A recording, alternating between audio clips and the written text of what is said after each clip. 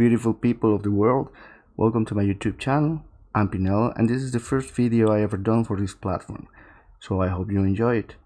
I'm making this video in English because I want to be helpful to the most people out there, so I will also try to add subtitles.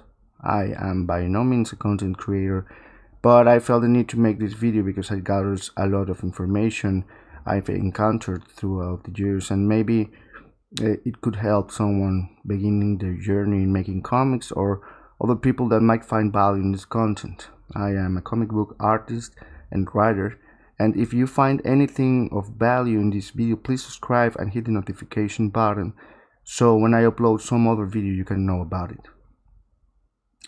So this video is about the method I use on how to color comics, and by all means it's not the only one or the one you should apply to your work if it's not comfortable to you, but you can use some of the tricks and tools I've gathered to work in an efficient, non-destructive way. This video is actually sponsored by my own comic book Kickstarter that is active right now and for a few more days, and you can find it well in Kickstarter and searching for The Last Hunt comic book.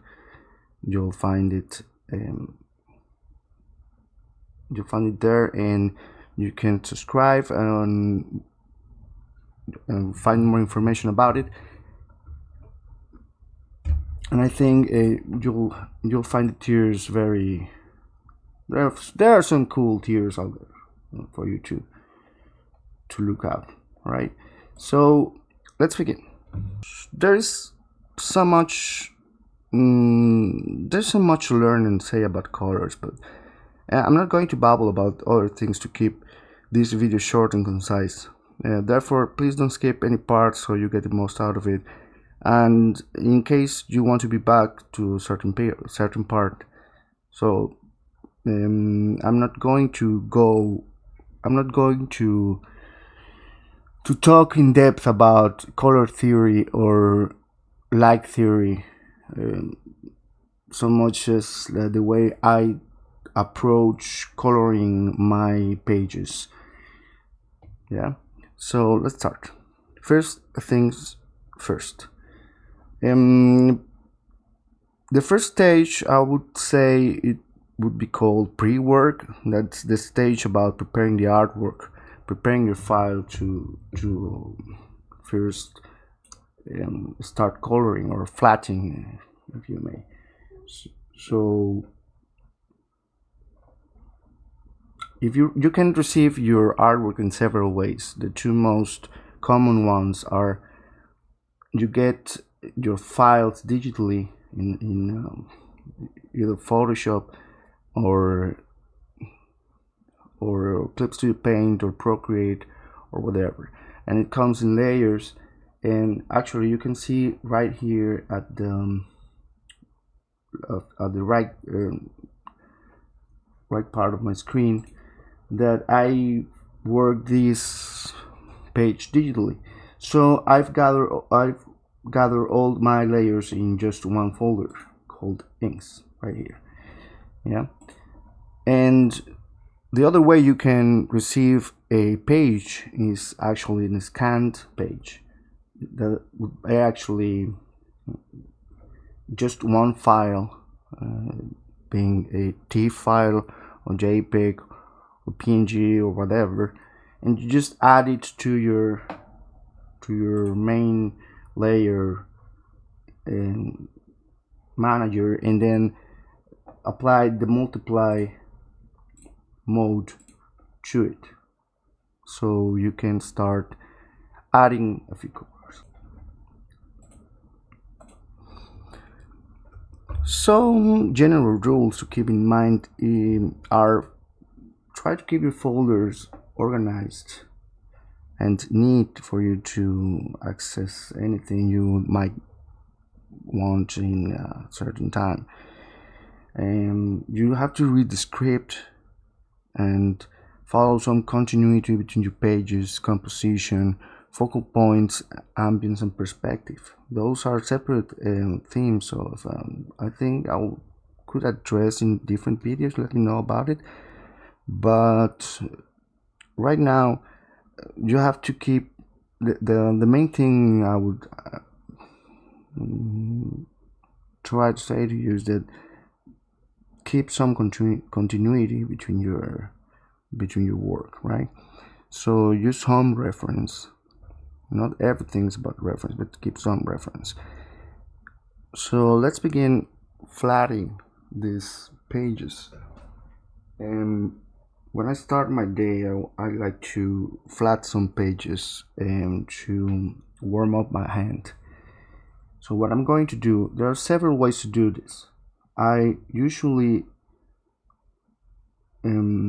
tackle this with my go-to tools, or the lasso tool, the fill bucket, and my pen, just a G pen that I've set up to work as a non-alias. It has no borders, gray borders. If you need a tutorial about it, just let me know when it comes. All right, so I'm going to work in a new layer just below the inks folder or the inks layer you have set up. And as you can see here, my pen doesn't have that border, that gray borders. It's just non-aliased. Yeah, I think that's the way to say it. Anyway, I'm going to fill this with my just one color, a gray color, dark gray color. Okay, let's say this, maybe a little bit darker. Yes, like that. So then I go and just go to my bucket tool, press my shortcut to go to just C, and then just clear out those gutters. All right, if you need to set up your bucket tool this way, and this is the one I used, and this is my configuration for it. So then I go and create a new layer above that and start laying some flats.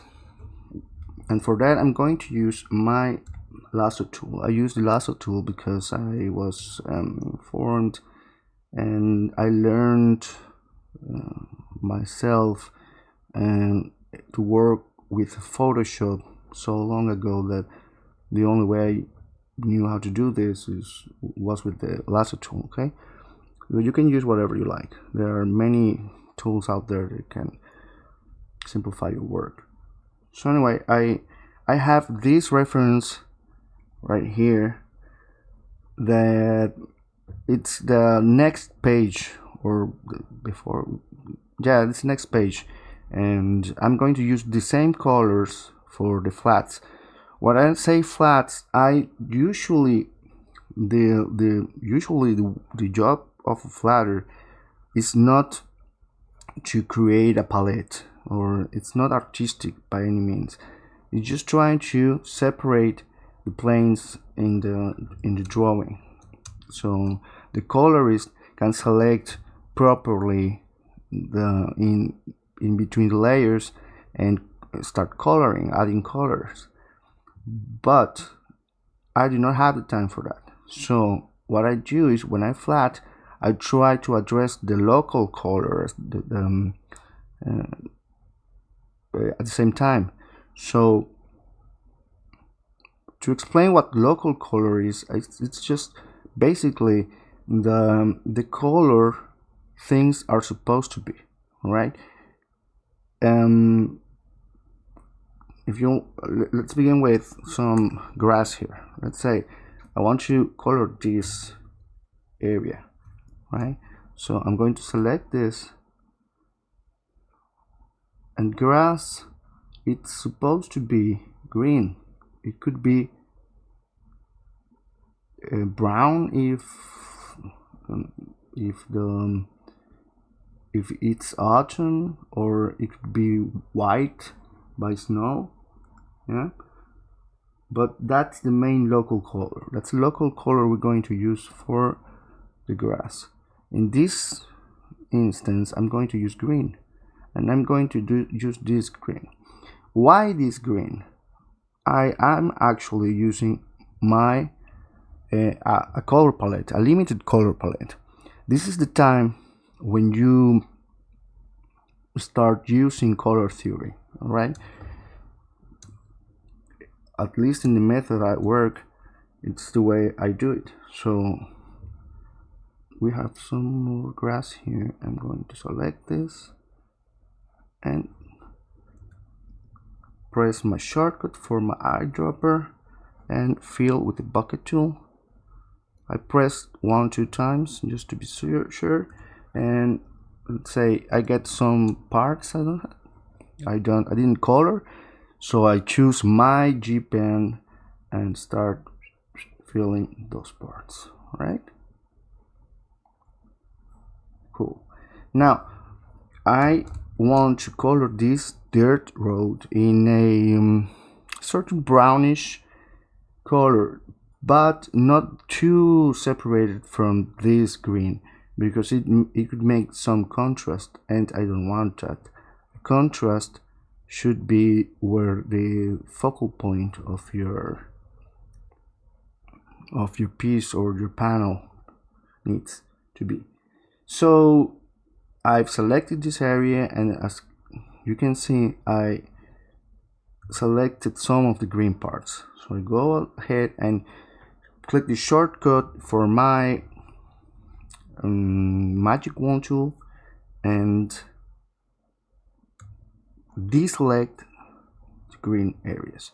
If you need some guidance of a way to set up your magic wand tool, here is the configuration I use for it. You can copy that, and then I'm going to choose a little brown, orangey. It could be like this orange here I used for that mountains. Yes, and I'm going to desaturate that. Again, I'm using the same colors, the same limited palette to address the local colors, right? For the mountains, I'm going to use the same brown color.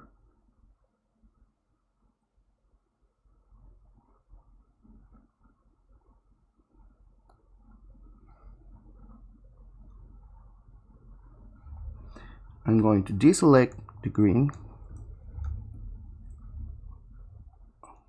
and I'm going to fill with my bucket tool. Then I'm going to grab my pen. I'm going to fill the areas I don't need. Okay. Now I'm going to color this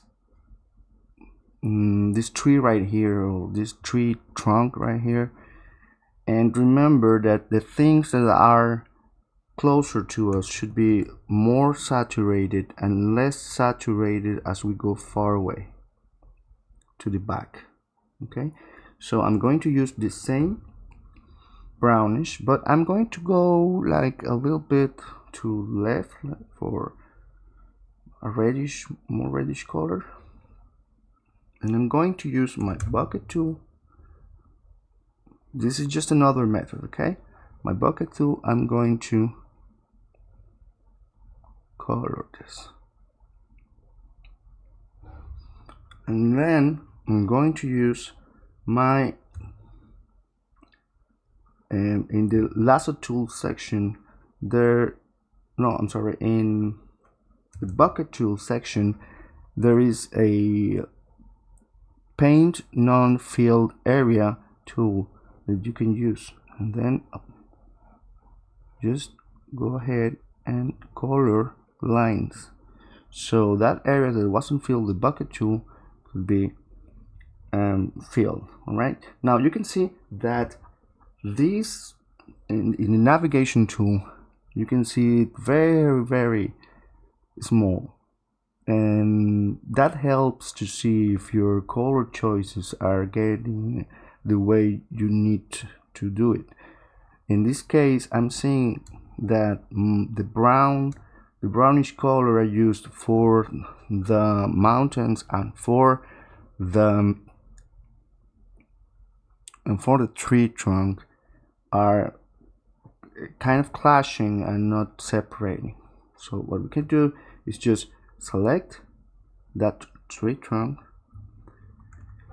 Ctrl H to hide that selection, and Ctrl U to bring out our tone, saturation, and lighting tool.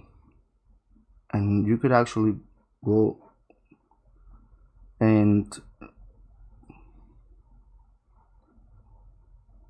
low the lighting, yeah, and not touch the tone or saturation just right now. Just make this closer, and you can see now that that tree, it's looking now separated from the back. That's what we're looking right now. Okay, so what we're going to do right now is going to color this horse right here. So I'm going to grab that same that same brownish color, as I do not have a reference for my horse, and I'm going to use it. I actually do have a reference for my horse. Let me see. I have it in another page. Yes, here it is. Now this is the brown color. So why am I using this brown color and not this limited palette? Because I've set up my characters to look a certain way, and right now it's not the time to make my characters fit the color palette. The color palette I'm using should be excuse me, but it should be used in the environment, not my characters. And so I'm going to use this color right here, and I'm going to select this silhouette. You can see here. Well, actually I'm going to do this better. I'm going to select this very sloppy way of doing it, but very efficient, because that's what I need right now. So I grab my selection tool, my magic wand tool, and I click Alt and deselect the brown and of the mountains, deselect the green of the grass and the brownish color of the trail road, and then I have this silhouette just selected, and then I go and click my bucket tool, and there you go. All right, so I have a few parts that are not that are not filled, so you can use your pen, or you can use your bucket to paint area not filled tool, like this. So I would use my pen. It's more reliable to me. All right, so I'm going to go ahead and yeah. So there you go. One way to check if this is working is to go ahead and just unmark your inks layer here, and now you can see that we are flatted, and you can see our composition, and you can see the way the colors are laid out. Sorry. Yes, this areas right here, it's why I don't use the bucket tool for filling and use the magic wand tool, because it doesn't fill the areas where the ink is. It's just fill around it. You can use some fill to the vector line, but I'm not trusting of that, so I'm used to working one way. And this way of flattening just took me like 10 minutes or less, one panel. So to me it's basically efficient. So I'm going to grab my color for the sky and then just apply it with my bucket tool to my sky area.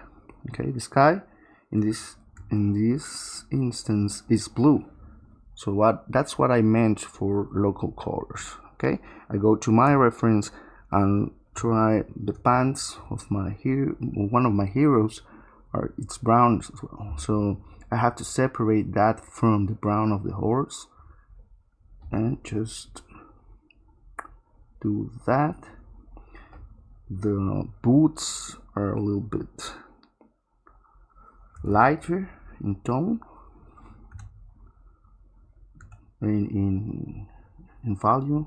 Okay, and then we have the saddlebags. These saddlebags, we could actually use this very close brownish color to this one. This saddlebag is one of my focal points in the entire page and in the panel, so I'm going to use some contrast to highlight this area. In this case, as you can see, I'm using a limited palette of blues, greens, and browns here. Like it's very earthy, right? So I'm going to use some red, but not too saturated, just a bit of red here. These are some explosives, and you can say this is too light. This is too light for the palette, yeah, and I don't intend to do that. It's too bright. So you can see it in the navigation panel that what stands out the most is that red, because it's the only thing red in that panel. So I'm going to select that color, just trying to play the best possible way, bring out my saturation tool, I like to call it, and bring down the lightness, the light, and try to pair it up with my overall palette in the panel. That way it still stands out because it's the only red thing in the panel, but it's not as bright as it would be. Okay, now let's fill these little areas here, and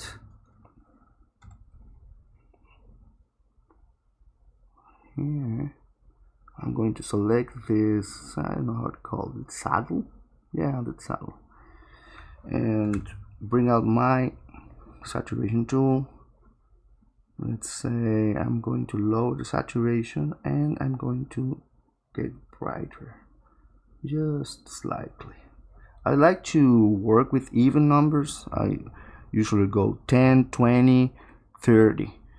Anything after 30 is just way too much for me in everything, levels, and I don't know, it's just, you'll see it later as I go working with this. And there you go, I have this. Now you want to check if your values are okay. So what I do to accomplish that is just I create a new layer above everything I have and fill it with black. Oops, yeah, fill it with black. And now I'm going to choose the color mode for that specifically layer, and then you can see that everything turned gray. So that way I can see if my values are working in the panels and the piece overall. All right, so I can see some separation in between my planes. You can see actually that the tree trunk and the silhouette of the horse and the and the horse and the trunk are separated from the back, right? So what I'm going to do is just select, go to my flat layer. Let's name this flat so we don't get confused, and just select this boot right here and bring out my saturation panel and just try to fit that 10. You see, that's what I like. And then you can see that what's closer to us, it's being more saturated as we go further in the back. Okay, the lightest area here is the sky. So as we go to the back, it's getting lighter in color, in values. That's the way I like to work. There are several ways to manage composition in the panel, but that's the way I used to I work. So I'm going to select this, and still it's a little bit light to me. I'm going to just on a 5, okay, and then I'm going to deactivate that color, that black color layer I just put above all, and now you can see that it should be working to us. Yes, maybe the colors could clash a little bit because there's we're using a lot of browns here, but let's see how the page turns out and modify our colors as we go. I'm going to teach you how to do this in separate planes with the colors when we approach the colors, right? So right now what we have to do is just keep the flattening. But if you want to be more thorough, you select all the areas here. Yes, and bring out the saturation, and you can actually lower the values, and you to 20 or to 15 or 10. I brought it down to 10 and of the whole silhouette, and you can see now that we have more separation, right? Now it reads better. So that's the way to approach values in the way I work. So anyway, that's the way to choose flat colors, and to choose local colors and start flatting. So I'm going to speed up the video so I work my flats.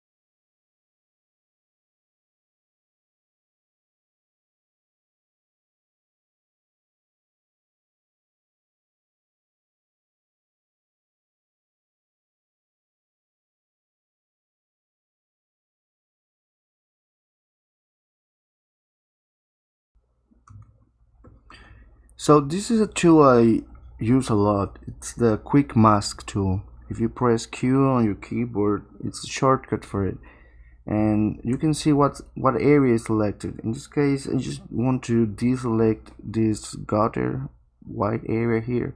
So I click and press C with my bucket tool, and just click on it and it would select. Now I have this whole area selected, right? And let's deselect this little bit right here that I missed. But you can see in red everything my characters are selected. So what I like to do is just press Q again, and it will select the area you chose, and then go to the selection menu right here, and then click on save selection area, and then it will turn to green on a new layer. I will deactivate that layer and just put it above it all. So when I need to do that selection again, I just go ahead and press Ctrl on my keyboard and click on that layer, and then I have quick access to that and just that area, right? So I'm going to do that right now.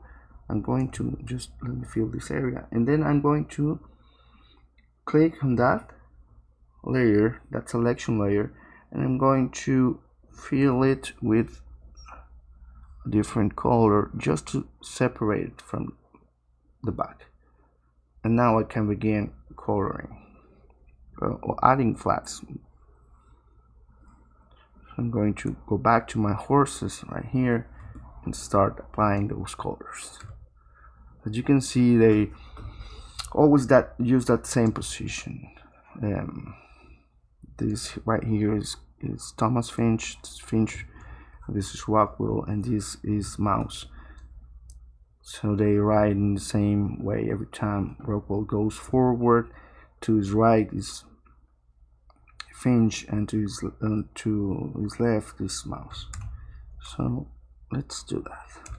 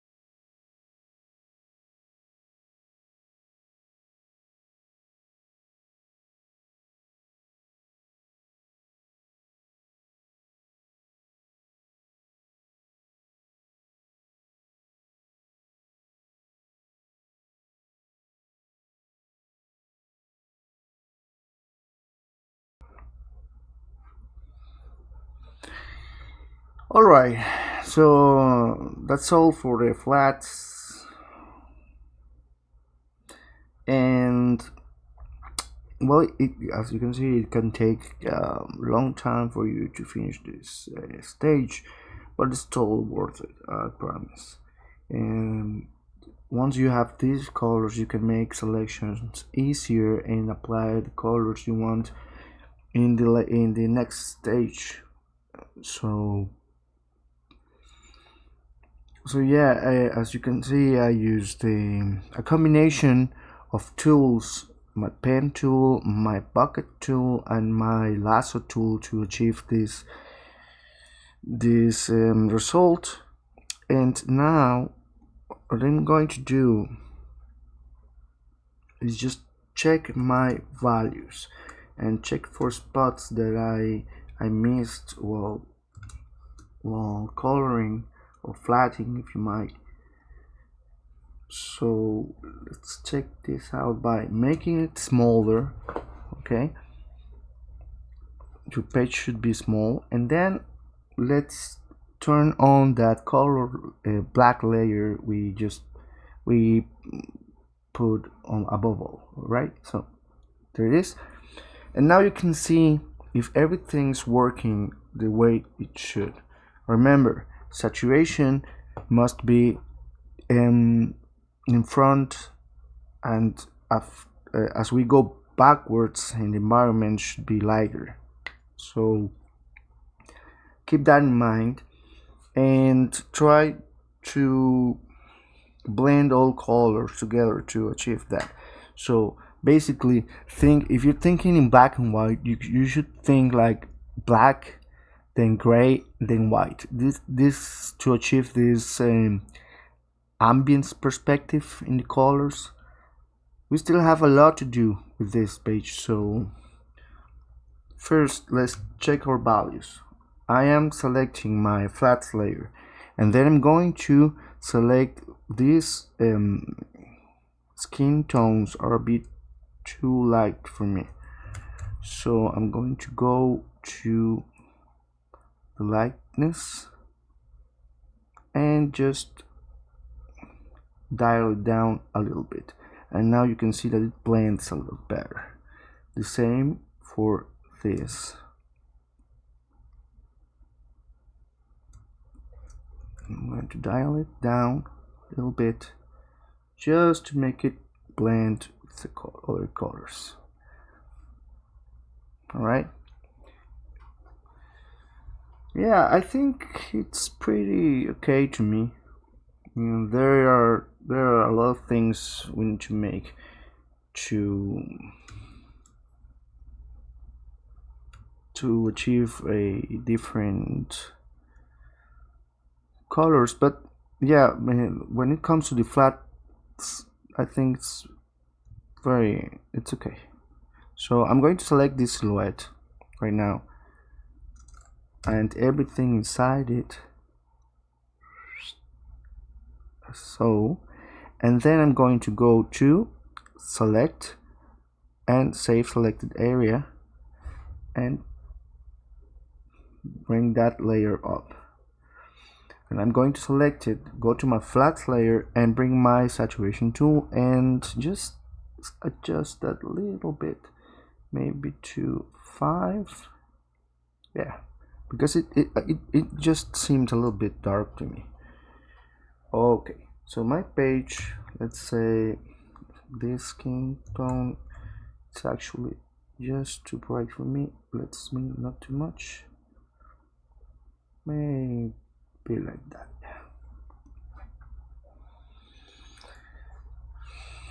Yeah, so that would be my flat layer just done.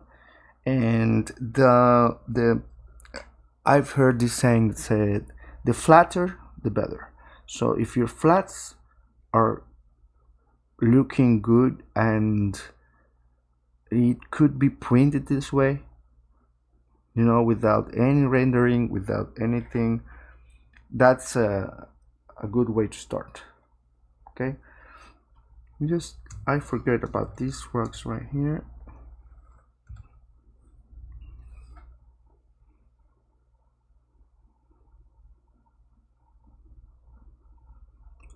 and voila, there you go, we have it.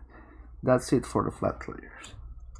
Okay, so now the next step I apply to my flat is I create a new layer. Well, actually no, I just start separating planes. What I mean by this is, let's say I have this,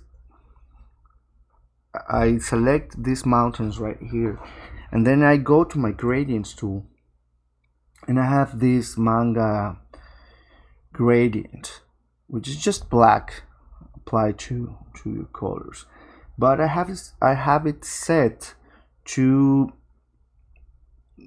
creating a new layer above it. So what I'm going to do is just create that gradient. I press shift to create a parallel line, and then whoop, it creates that. Press I'm sorry, I press O, shortcut key on your keyboard, O, and object, and in this little anchor appears, and it allows you to move the gradient around. So what I'm going to do is just bring it down a little bit and bring down the opacity of my layer to maybe 50%. Remember, I work in even numbers like 30, 50, 60, 80. So let's say right about that. And then I'm going to select my sky, and I'm going to apply that same gradient but downwards. No, actually upwards. Yeah. And what I'm going to do, it's that gradient I just applied. I'm going to go here on my layer property tools and change the color of the layer to white. Then I'm going to press O, and the anchor appears, and then I can bring it down and work with the opacity. That way I do not turn that page white. Please, by a general rule, and by all means, don't use white on your pages. Use masks and use black turned to white with this effect, creating a mask. I will show you that later, but in this moment I want you to understand how to apply these gradients. Now let's say I want to separate that. I'm going to my flats layer, and I'm going to separate that a little grass here to, oops, maybe not too much. Yeah, I think that's okay. And I'm going to press O, move it around, and play with my gradient tool, my opacity layer. There you go. Maybe not too much. That's it. Then I'm going to do the same with all my panels right here. Just be sure when you're selecting to be on your flat layer.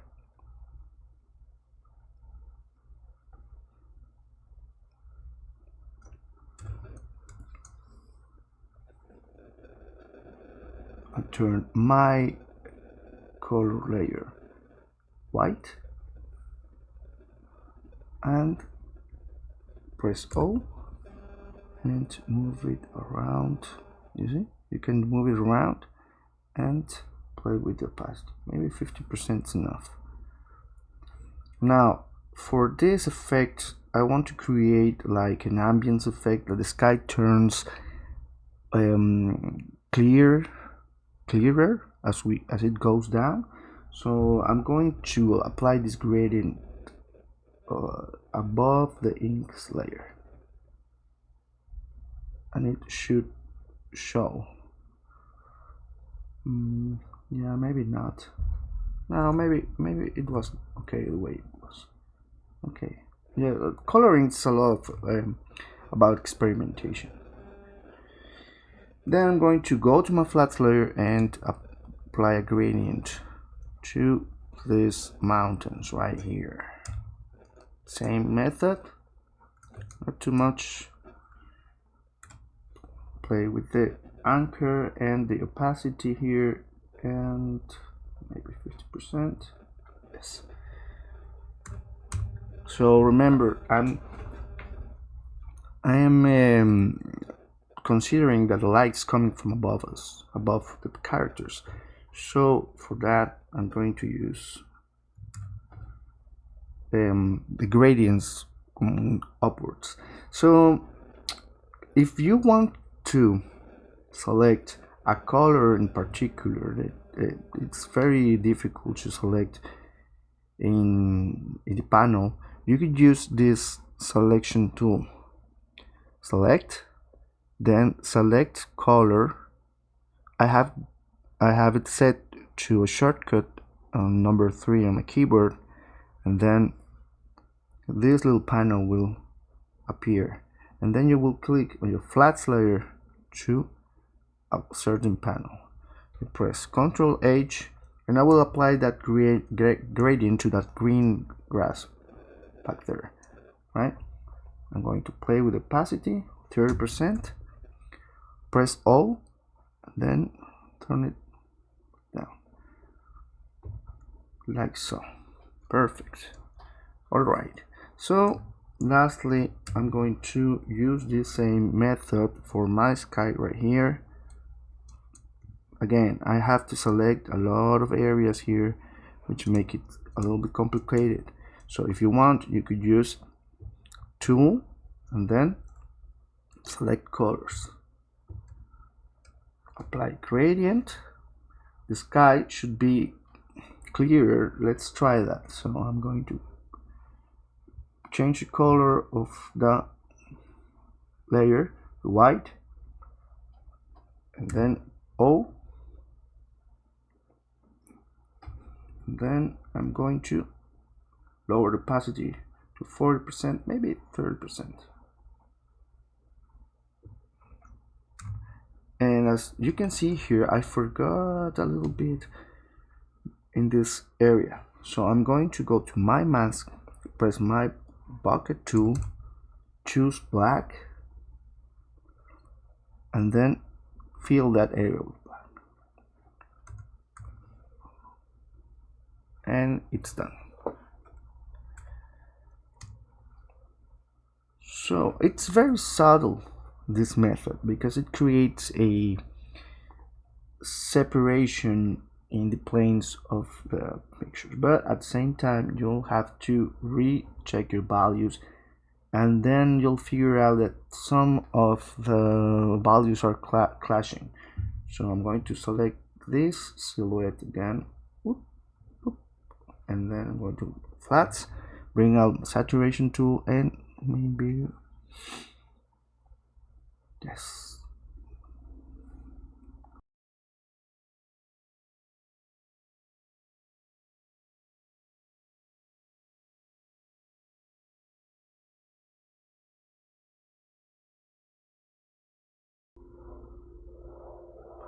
You can play with saturation and the light to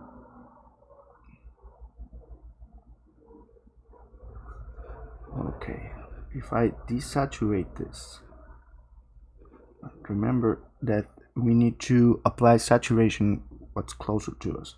Maybe what needs to be a little bit less saturated should be that mountains.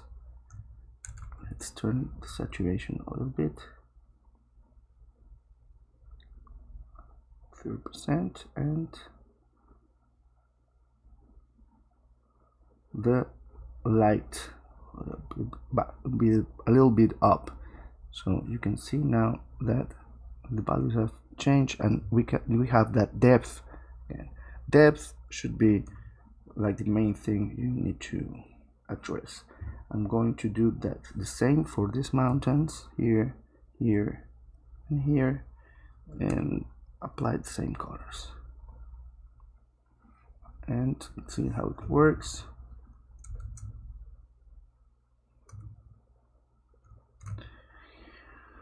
No, I think I'm going to leave it like that because the contrast it's better in the second ones.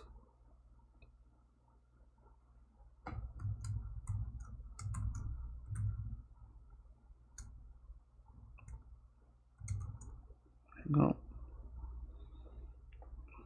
There you go. Okay. So basically that's it for the second part of the technique, which is applying gradients, you know.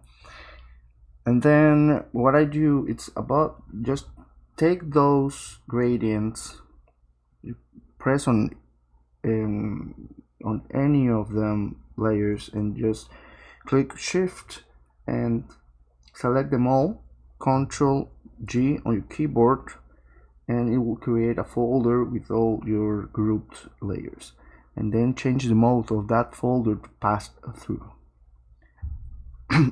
Sorry, and you'll have that layer folder there. So basically that's it for the gradients folder. There you go. Next, I have what I call skin tones. I have a folder ready here with my skin tones, and what I do is put it above the gradients, activate it, and here are a little bit of colors I have for coloring skin tones. And I found this picture on the internet that helps you render. Just bring it up above it all. Yeah, about skin tones. I think Vertex the artist.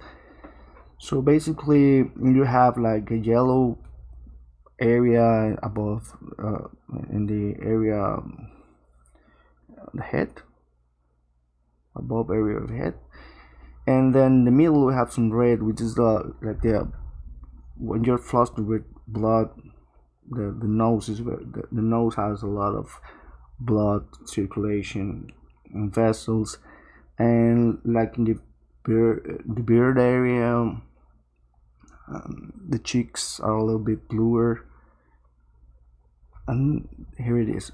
Oh, okay, Jack Choi is the artist. So basically it's a combination of colors I use to achieve some good skin tones in my characters, and you'll see in a bit. So I have this. I'm going to my flats layer. I'm going to select all skin in my characters, like so. It's just one time, I promise.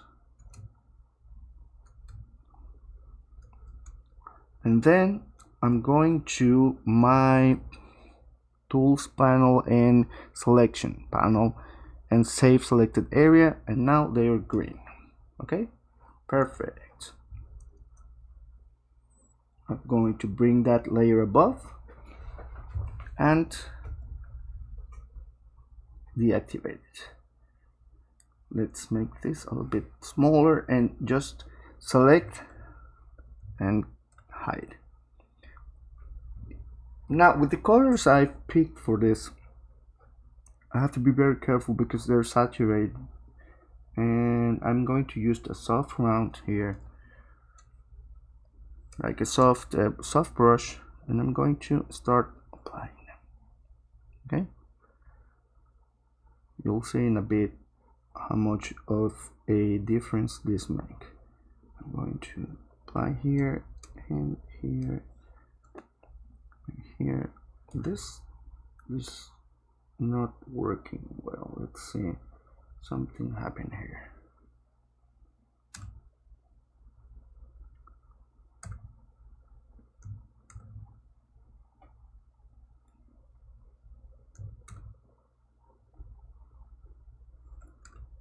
The neck and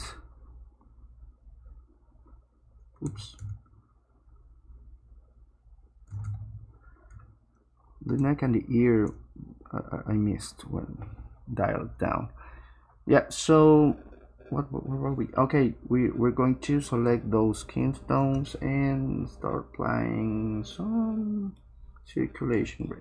Now I'm applying this paint on a mask layer. So what I did is I filled with this reddish color here and lowered opacity. Basically it's just this, okay? And I lowered opacity to 50% and then creating a mask with all the page masked. And I use my soft brush and I work on the mask. I choose black on the mask and I start applying. Just making sure that I'm selecting the right area. Whoop, whoop. Just a little bit. Maybe a little on this nose here. Okay. You see how much difference this makes?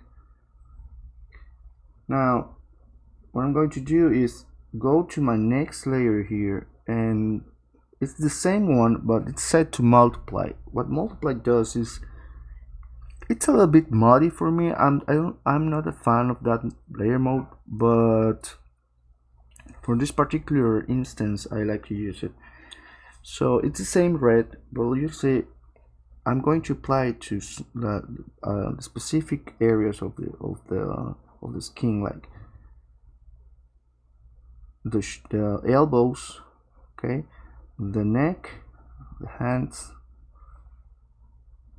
Sorry, hands, not the hands, just the elbows, the neck, the chest area, next, there you go, and the elbows. And for the hands, I'm going using my first layer because the hands are very blood circulated and there's a lot of vessels there.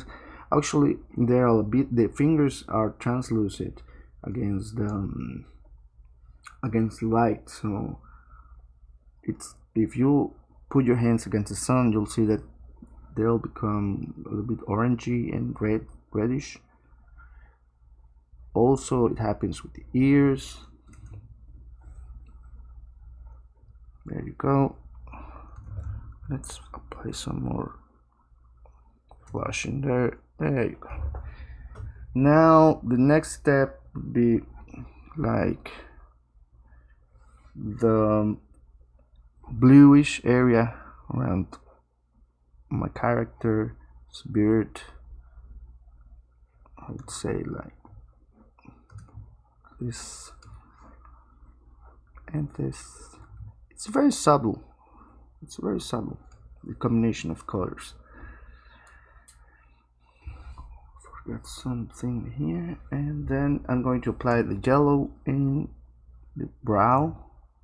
Again, it's very saturated, so I'm applying a very gentle touch here. I don't want to create like a very yellow. So that's it. Now if I deactivate that, you'll see what happens is I get this non-rendered areas. Again, this is my technique. It's not by any means anything you should follow if you're not comfortable with it. But there's a lot of ways to do that. You can work this with, and you'll see it in the next step, you can work this with rendering, like cut and grading, but just in the masks, so you don't have to destruct anything. Let's say if I wanted to change colors, just go and click on my layer and bring out my saturation and change the tone of it. Saturated. You can see everything is turning green instead of red. You see, that's why I use this method. So for this, I think it's okay, just a little bit too reddish. There you go. There you go. Okay, that stage is ready. Perfect. So we're going to go and start our coloring process. And now just check your values once in a while, and by the love of God, just save your work a lot every time you can.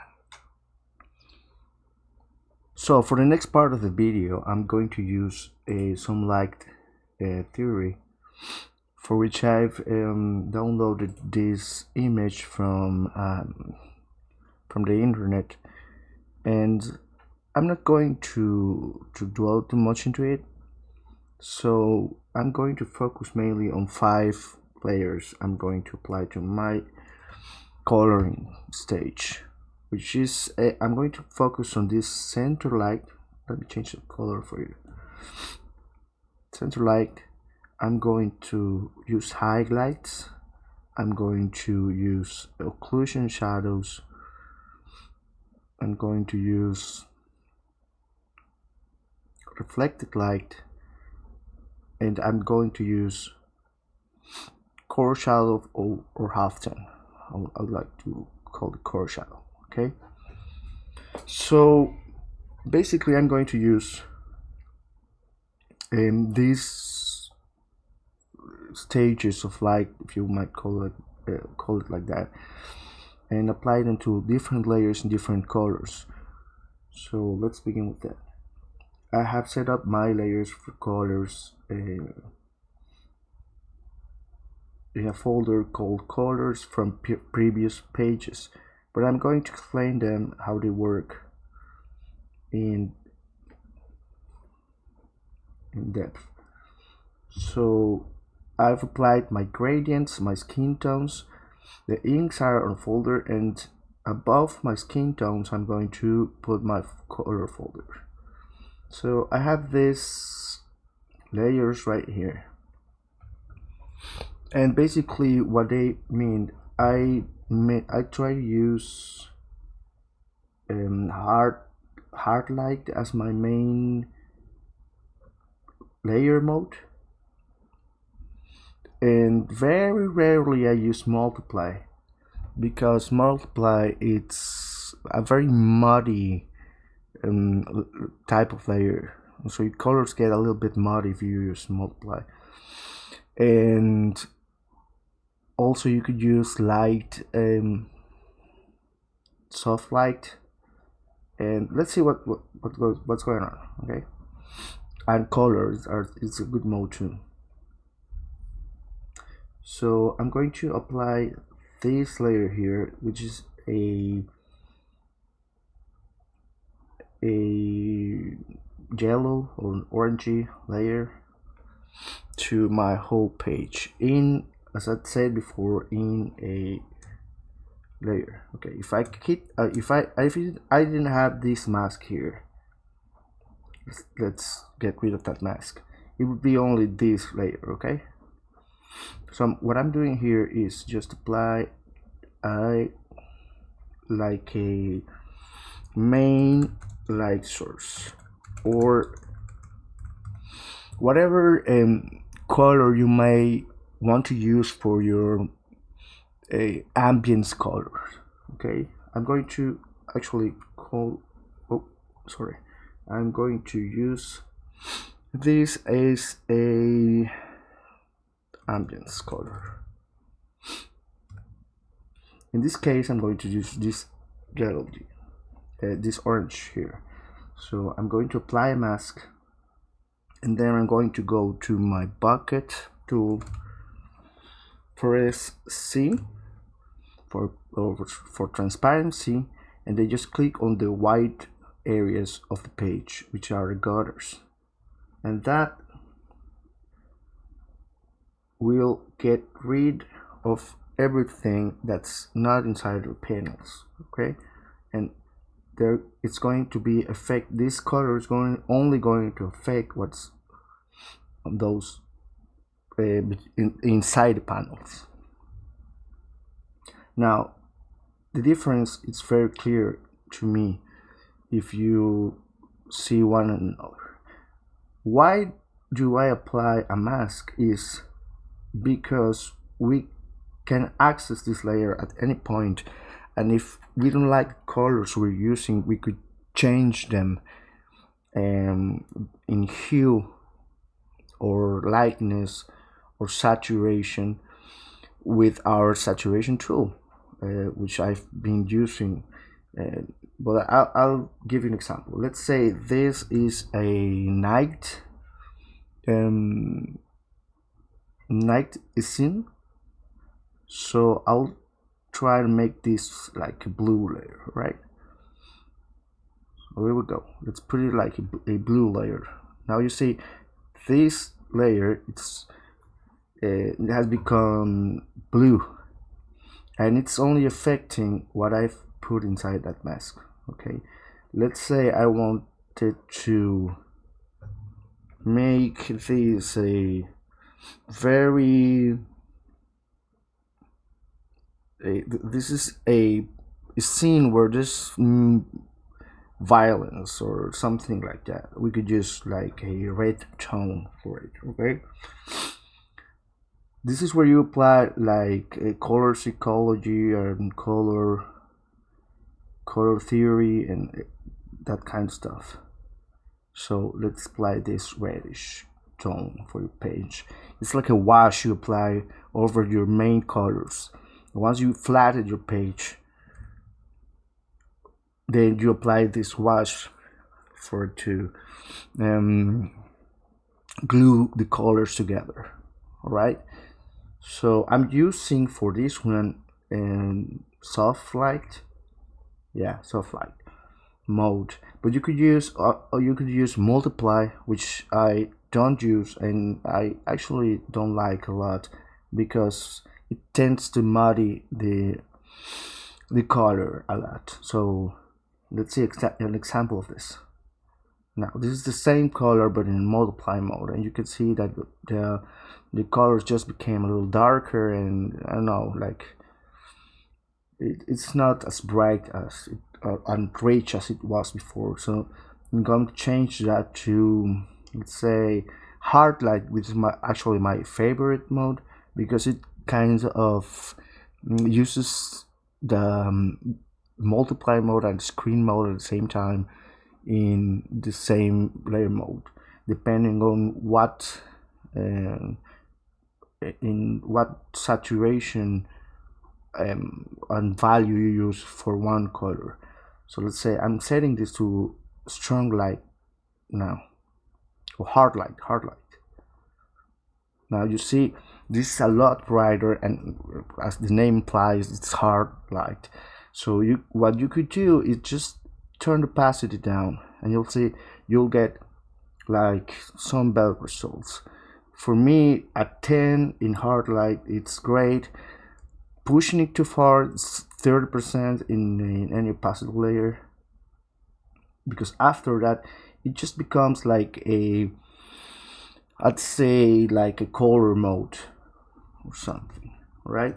So I'm going to change this and set it as it was before, and then I'm going to show you what happens when I turn to color mode, which is another one you could use for this. All right, so let's set this to color mode.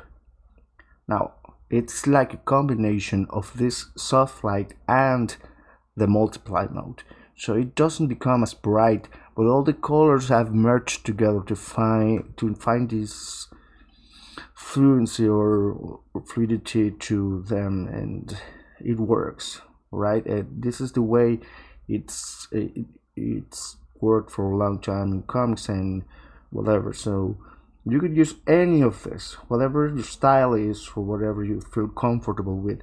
So that's the way to use the mask and to apply a color for it. And I think it's a very non-destructive way to work when you're applying these 5 stages of rendering I'm proposing in this tutorial, if you will. And I don't like to call it tutorial, by the way. It's just it just feels that way. So let's set it up as it was. So this is my wash, if you want, like my ambience color, and then I'm going to use my layer for the shadows. right? For let's go back to our to our little ball here, and we can see that there's this core of shadow, which is just black. I'm using it for this whole side here. Like, let me grab a pen and all right, like all right, like this area here. All right, so I'm using this next this next layer is for this area right here. Now I'll show in another video how to apply like this terminator, yeah, but that will be another video for another tips and etc. So let me get rid of this for a moment here. There you go. Now let's go back to our page, and I'm going to speed up this process a little bit, and not before I explain to you that this layer here also has a mask. And now if I click this off, then the whole page will be filled with this reddish color, right? Same happens when I do the same for this one. Okay, so I'm going to apply color, and then I'm going to go on and put up a mask here like we've done. And if you do not know how to do this, I'll show you right now. So I'm going to get rid of this layer here. I'm going to create a new layer. If you, let's say I'm starting from ground zero here, so I'm going to pick my color and color unit. I'm going to click my shortcut, it's Alt and backspace, and fill that page. All right, now this you're going to use this little icon right here that says create a layer mask, and it will create this layer here next to our main layer. So I'm going to press C for transparency, and then click again Alt and backspace, and this is the way to turn everything black in our layer mask. So if I paint with black inside that layer mask, be careful to be working always in that layer mask. You'll see that, you'll see it. But if I use white or transparency, then I can use that to erase. You can see that, right? So perfect, there you go. Now this is no good for us. We have our color set up, which is this color. I'm going to create a mask for it, and this mask this layer is in multiply mode. I chose that because of the combination of colors I'm working with. You don't have to use multiply. My favorite layer to work with any light source and any stage of this rendering is hard light, as I mentioned before. And another tip, if you like to work in some kind of cut and grab style, you could do that inside the layer using your brushes and whatever, you see, and it works exactly the same. Now I work in a almost like a, let's call it cell shading mode, if you like, and I do that because it's kind of it's more efficient for me to work that way when I have to turn so many pages in just one sitting. So what I'm going to do here is just start applying this this layer of light, and I'll come back in a second.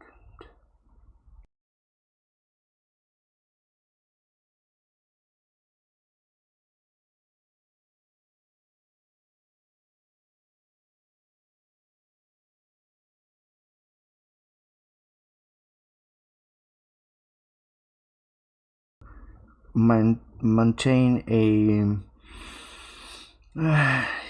level of how to say this. You establish your light uh, source from the beginning of your drawing, meaning when you draw it in the line art, or where you get it in your line art, you just have a light source. So apply your shadow layer according to that. Don't You could just add some dramatic lighting just for fun, or for experimenting, or for keeping some um, congruence on the page.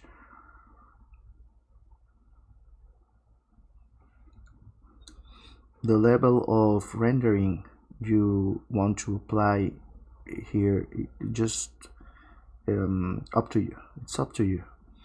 I Like I said, I'm trying to work in a very fast way and try not to render too much, because that's not the point of my artwork here, but to tell a story, not unless it requires that an amount of rendering, like a special page or something, then I'll use some other techniques.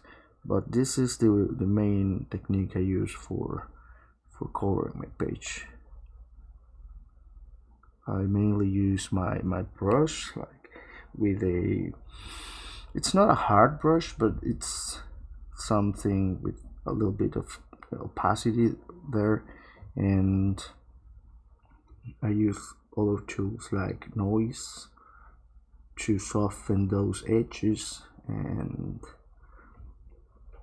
let's continue, and I'll show you in a little while.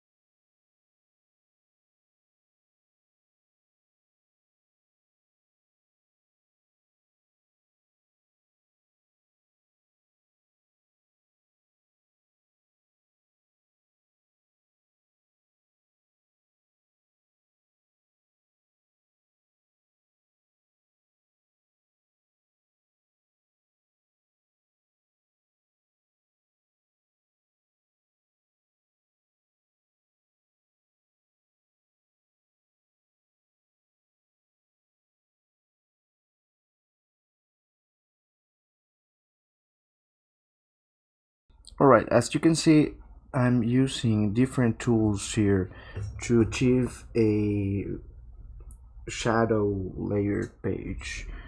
And for that, I'm using a soft brush.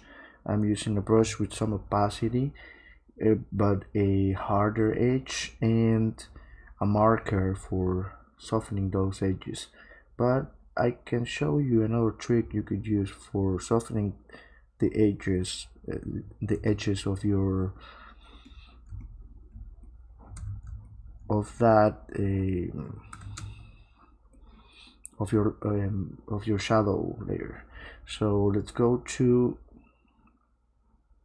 noise, okay, and then let's say I want to soften this edge right here on the mountains. Okay, so I'm going to set that noise tool in a transparency mode, clicking my C shortcut on my keyboard, and I'm going to slowly start softening those edges. It's very subtle, but you'll see a great difference. Okay, there you go. And I'll do the same for these clouds here. Well, actually, I'm not going to touch this cloud, but I'm going to touch this. As you see, I'm mainly working on my mask, right? So I'm not I can't, well, I can make mistakes, but I can correct them easier if I work on masks. Say, well, I think that's pretty much with this stage. Now, what I like to do, it's just for my next stage, my rendering, I'd like to duplicate that layer, and you see it become darker even. So I go to my layer mask on that new layer, duplicated layer, and I'll press delete, and it will disappear. Everything will disappear. It's like it never existed. But the layer, the color layer, will be there still. Now what I'm going to do is just use that to, let's go to our little ball here and use that to use that layer for occlusion shadow, which is going to be, there you go, and then there you go. Now we have curve shadow and ambience light or central light, and now we're going to put some occlusion shadow right here. So let's get rid of this for a minute and then go back to our inks and then go to that new duplicated layer, and you could use this with a hard edged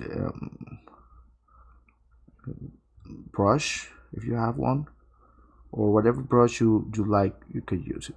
But I'm going to use this in a very specific way, like in things that are projecting a shadow.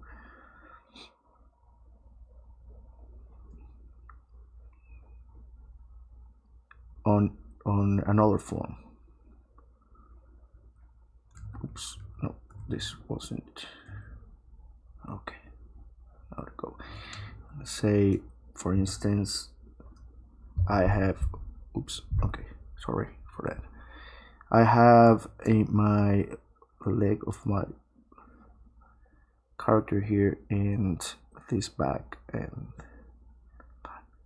essentially I think it's not supposed to be inside the shadows layer, but it could actually help if you're adding this layer to your previous one. Like, let's say it's not the same color if I draw here and if I draw here. You see it gets darker because it's multiply mode, right? Again, this is the mode I chose for a specific page for a reason, but you could use hard light or whatever you like, color burn or others. As long as it doesn't get too muddy, it will be okay. Now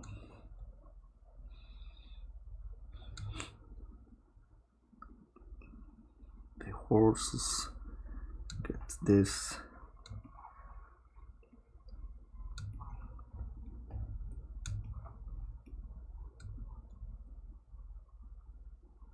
Try not to add too much, but only what's necessary, because it can get too dark too quick.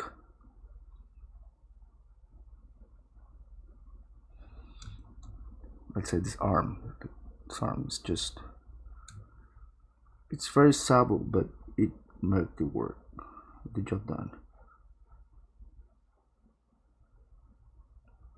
Like this arm is casting a shadow to the body, and here as well You see, it gets darker. And this ear here for my little pony, and the snout. Holy cow, I'm forgetting how to speak English. So anyway, okay.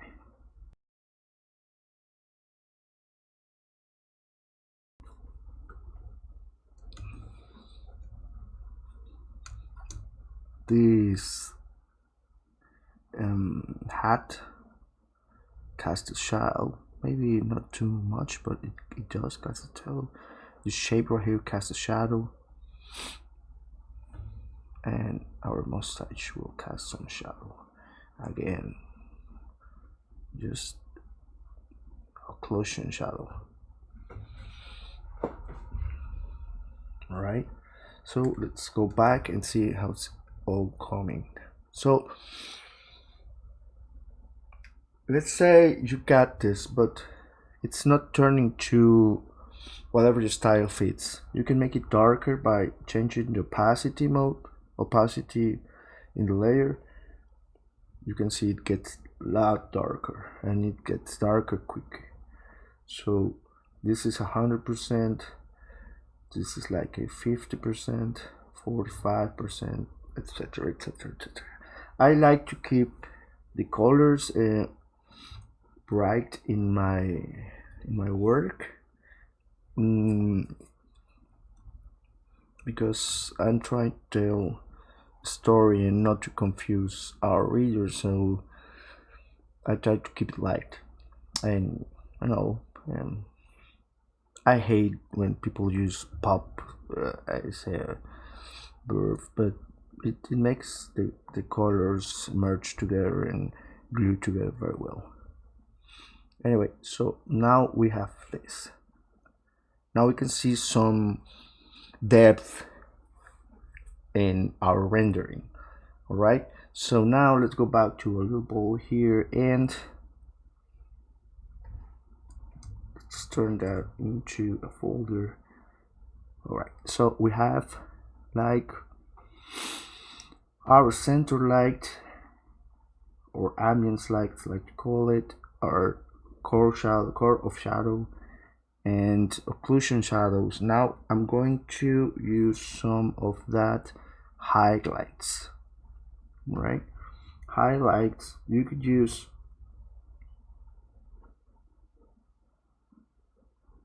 any color it fits your narrative. In this case, I'm going to use this greenish blue color. I've set it right here because it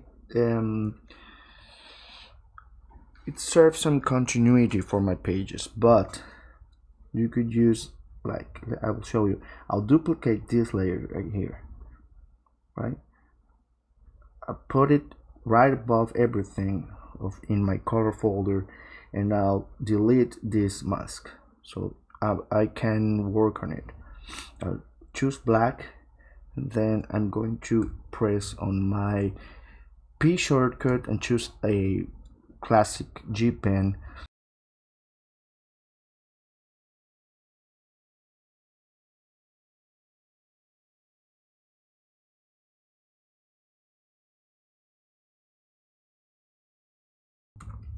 Select everything,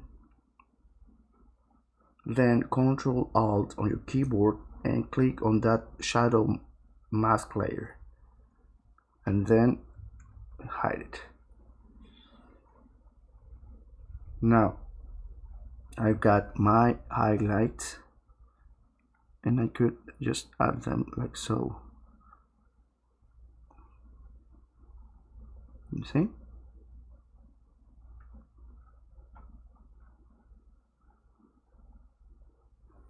Just in case I wanted to add a very rendered stuff and highlights everywhere, you could do it this way, okay? Or maybe you prefer like using your selections and then your soft brush and doing like that, you know, everything you usually work with. But now if you see, I've used this like orangey color for my highlights, it just gets lost in the in the work. All right, so I chose this bluish green color that it's supposedly representing my sky. No, sorry, allergies are heating up like hard right now. And then I'm going to click and select everything, and then I'm going to deselect my shadow areas and work again my. How do I apply this? Very subtly. Like you could use the same brush. I'm going to use my main brush here and add this a little here and maybe a little here, although it's just for dramatic purposes, because we know like there's occlusion shadows going from the arm and stuff, and then but I'm rendering here just to show you my point. And I'm going to combine here that highlight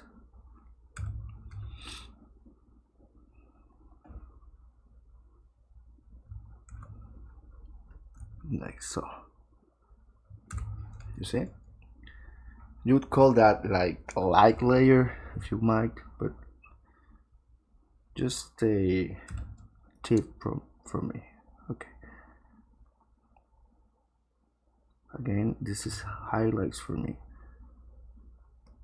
It's like my main point where light is hitting. Yeah. Sure, now let's say I want some more highlights. I'm going to speed the process a little bit.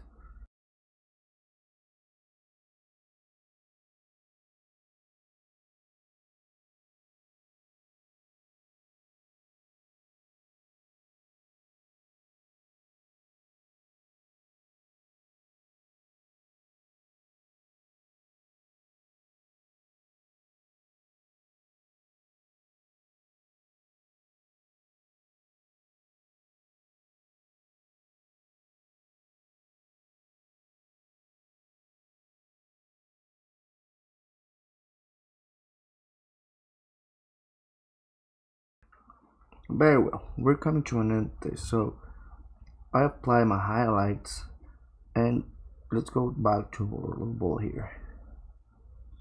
And what's left for me is just to add a little reflected light. The reflected light is going to affect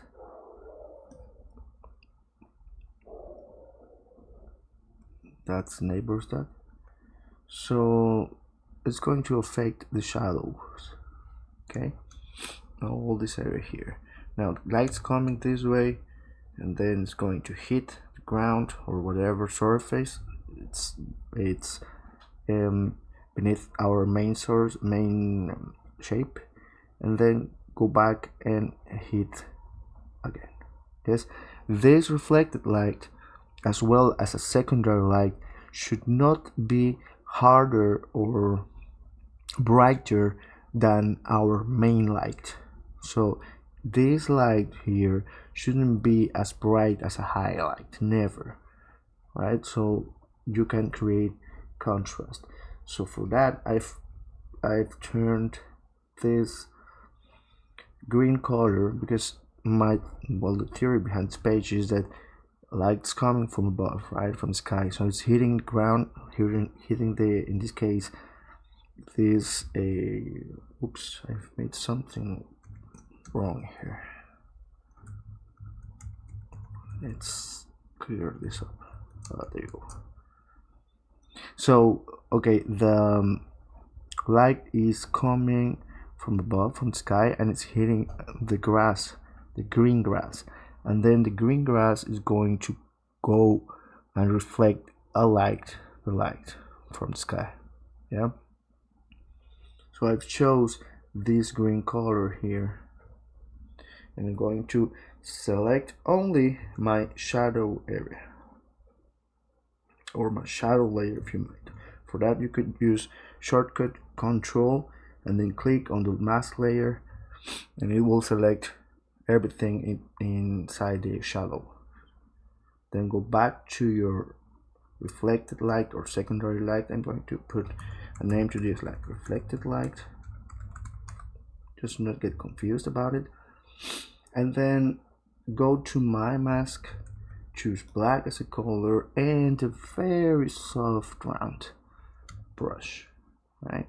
So you'll see in a minute what it happens when I apply inside the mask that color, you see?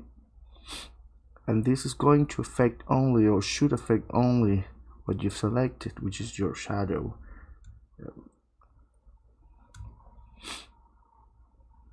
And it doesn't like make much sense that you're using green against green, but to me it's just kind of, I like this combination of colors. Like choosing colors,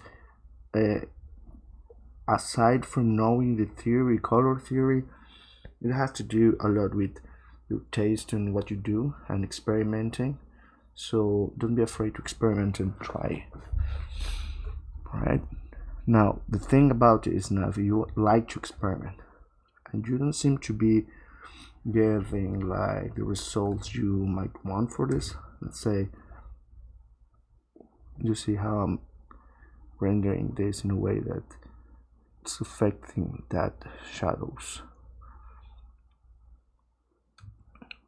So let's say you don't actually like that green color for the way it's affecting, or it's not getting like the result you wanted. Now what you could do is just again go to the layer you like this is reflected light, and I chose this green. I'm going to my saturation tool, Control U, and then change the hue to something that you like, and you'll see it change. Like this purple against green, it makes a very complementary palette, and it's nice. But for me, it's just choosing those greens that make, I want a greenish and like very earthy tones for this. Again, you could just Control U, change it to saturation, just this hard blue, like the sky. It's reflecting very hard on the surface of the shadows. You see it change right there. But again, I'm going to stick with what I like. So for this, let's check if everything is working out. So I'm going to deactivate my color folder and just check now how everything is turning up. And also remember, I had a black field, a layer filled with black color, and I'm going to set it up again to color. Now you can check your values. If you can turn the colors off, and now you can see that it has changed a bit from your flats color, because you added light and you added shadows. So let's do this and see if everything's or something not clashing. Now a little trick I like to use, and I just learned like this recently, and I go to my skin tones and I use a complementary color for my skin, for the skin tones, not my skin, the skin tones on my page. And for that I go to my flats layer and I select every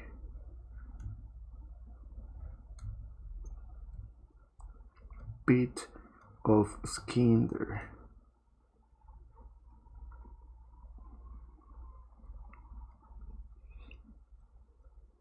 Alright, and this page is not very detailed, but because the dialogue is what's going to, for me, make it interesting. I'm trying to tell a story from the dialogue point of view, not from like the very rendered art and whatever. So I'm going to my skin tones, and I've chosen this green this purple layer here that I've used in previous pages, and I'll turn it, activate it, and if you can see it, it's already has a mask on it. So I'm going to deactivate that mask, and everything gets affected. I'm going to turn it just so you can see it. So it's this color, not very saturated. It's just a purple color that is complementary to that green I've been using on the pages. So for that, I'm going to, let's go back to the way it was. There you go.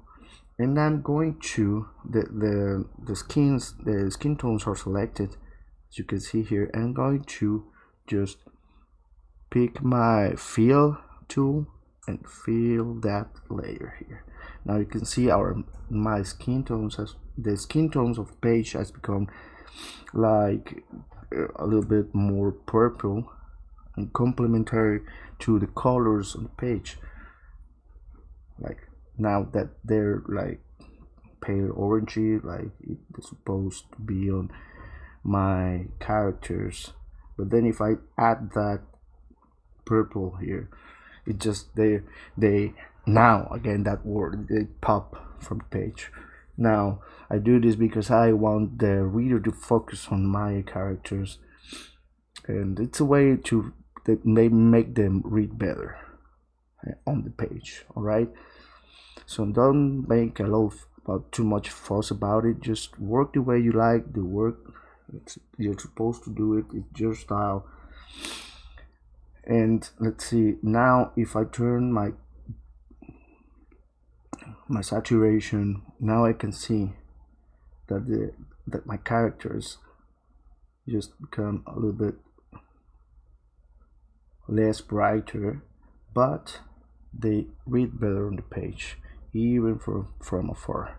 You can see where they are, and if I take that, they blend with my colors. You see it? It's just a matter of taste, a matter of choice, and experimenting, as I said. This is a new technique I'm trying, and I hope you like it and try to do it better. I'll say you're using an orangey page, like filled with very orange and red colors. Now you would use like a pale blue for your skin tones, and it will make them pop out the page, right? So basically now we have our 5 layers.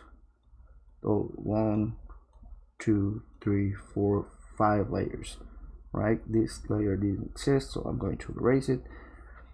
Now I have our Ambience Light. Let's go and make it all of that. So we have our Ambience Light, we have our shadows. This is what it adds volume to the shapes in our page. We have our occlusion shadows. You'll see them appear. Then in the shadow area we have our reflected light. You'll see it, right? It's very subtle. And then we have our highlight. So there we go. And that's it for the technique. I wanted to show you about how I render some stuff. So let's say I wanted to add some highlights to these bushes over here.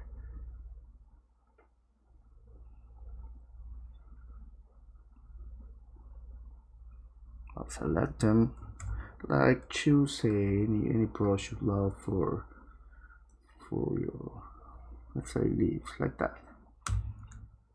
Okay, and then go to your highlights mask layer and add them with black, and voila, there you go, some light on those pushes. You could add textures this way and whatever you like. It's just a matter of learning how to properly manage your layers. So I have one thing more thing I want to do to this page. I'm going to choose this, and I believe we have a grading over here. Well, we don't. So anyway, this will serve to me as an example for my last kind of things I like to add. Like for instance, I like to add a lot of splatter on my pages, because that's the style I'm working with this kind of work. I'm sorry, for this book here. And what I believe I've said before on this video is, please do not use white. So I'll show you a way you could use white on your page without just fudging it over. So just create a new layer above, I'll say about the colors. All right, so I'm going to fill that layer with black, and then I'm going to create a mask like we've done on this video, and then I'm going to press C for transparency and fill that again so it erases that black. I'm going to choose the main layer and then go to this tool here that says change color layer. You change the color layer to white, and then you have a white layer with a mask. Now let's say I wanted to add some, I don't know, some brightness to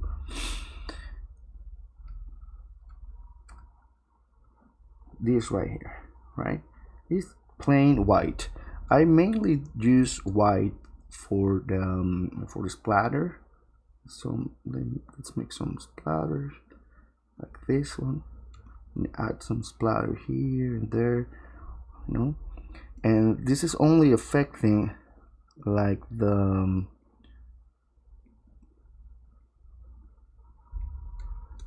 color layers and not the inks layer. If I move, oops, let's turn this a little bit here and a little bit here, you know, like you're working with some watercolors and you got some splashes. Okay, so if I turn it and go ahead and move it above the inks folder, it will affect the inks. You can see it right here.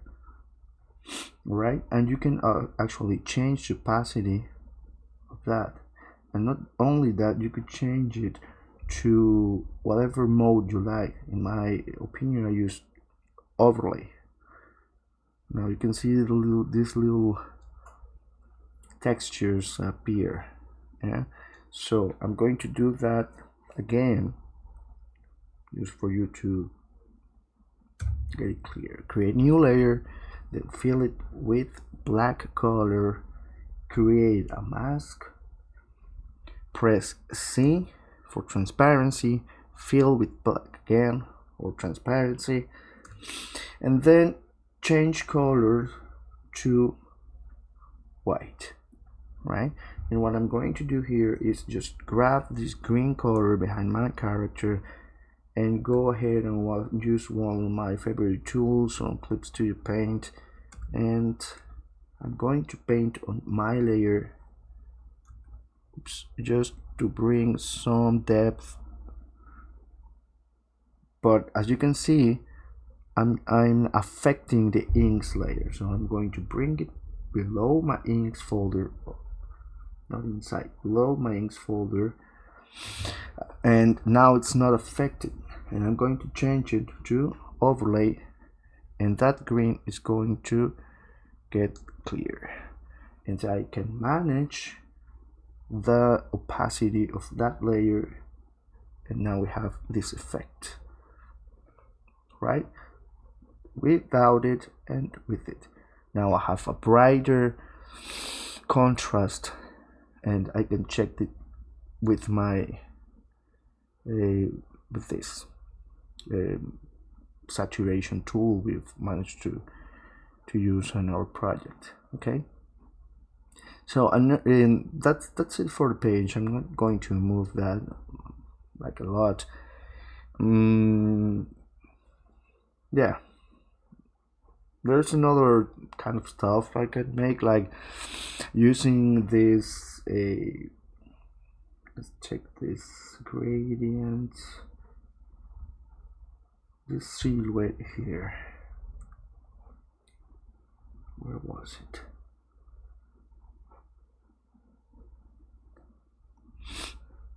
We used something for this silhouette here. So let's say I'm choosing everything inside this silhouette to make it like properly stand out. And if you want to achieve a little bit more depth, you go to your colors folder, create a new layer, and you could just fill the fill bucket with, let's say, green, the complementary color of that, be like a purple, let's say not too saturated and not too dark, let's say something about here just to try. Okay, and then fill that with it. Let's create a mask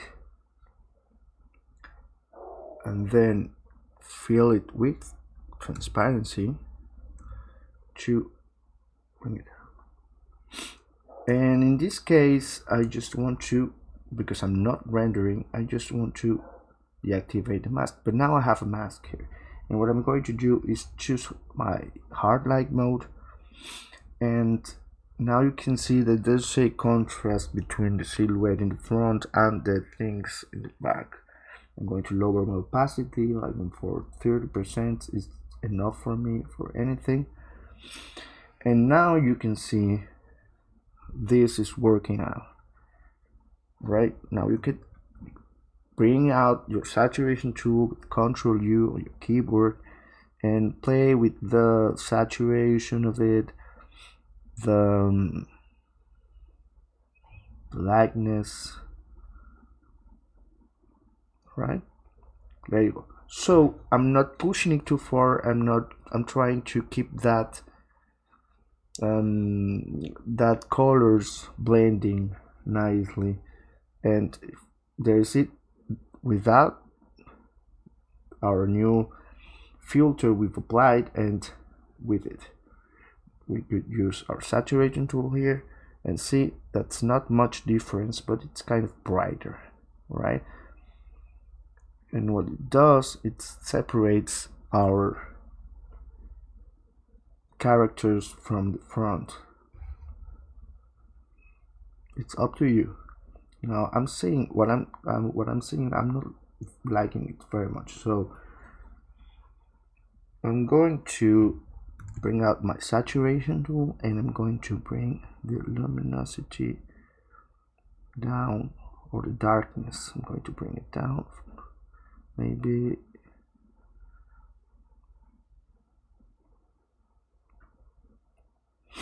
like so. I can still see what's going on. And then I'm going to bring the opacity. Again, this is not working for me. It depends on what you're looking for. Let's leave it like it was. It's kind of, you go out and start experimenting with stuff until you find what you like. Now that I got some space between me and the page, like by making it smaller, I can see some details I'm not liking on the page, like this highlight here. So I go to my highlights layer mask and then start erasing or rendering in a way that it pleases me, right? So in this in this instance I'm going to stick with this very subtle one-sided highlight, and because I put some light here, so yeah, that's like better for me. Anyway, that's about it, what I wanted to show you guys, and I hope you find some value on this video. I know I'm not like the developed colorist out there. I'm trying to be as complete as an artist as I'd like, but it takes time to learn this stuff and to experiment with colors, especially when learning color theory. So don't be afraid to experiment, don't be afraid to use saturated colors, to not use saturated colors. The thing is, you don't want to make your page too dark.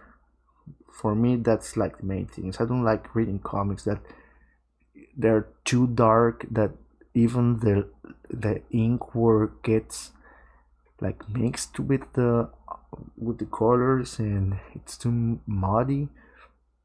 I don't know, it just messes things up. For me, the better colors are the ones you don't notice. So when you're reading a comic, you want to be reading a comic and appreciating the art and not getting distracted by some errors on the colors or the line. If you've done that properly, you have a good comic book, right? So that's about it. I hope you had fun.